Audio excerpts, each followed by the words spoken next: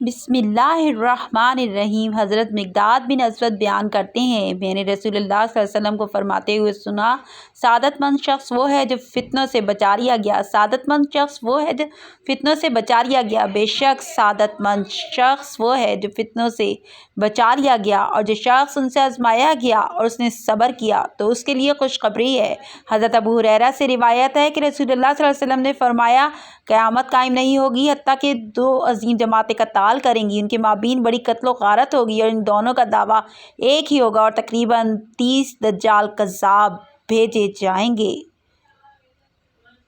اور وہ سب یہی دعویٰ کریں گے کہ وہ اللہ کے رسول ہیں، اور علم اٹھا لیا جائے گا، اور زلزلے کثرت سے آئیں گے، زمانہ قیامت کا وقت قریب آ جائے گا، فتنے ظاہر ہوں گے، قتل زیادہ ہوں گے، اور تم میں مال کی کثرت ہو جائے گی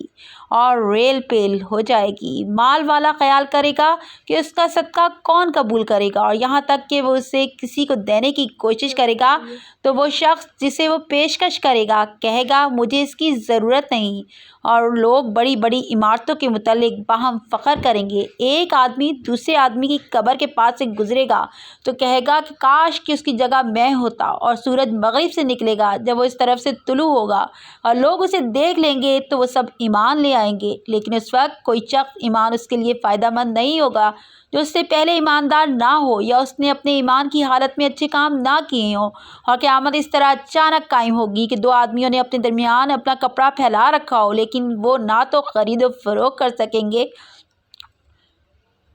اور نہ اسے لپیٹ سکیں گے، اور ایک آدمی اپنی اونٹنی کا دودھ نکال چکا ہوگا لیکن وہ اسے کھا پی نہ سکا ہوگا، اور قیامت قائم ہوگی کہ ایک شخص اپنے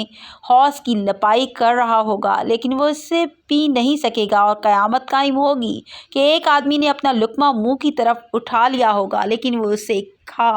نہیں سکے گا۔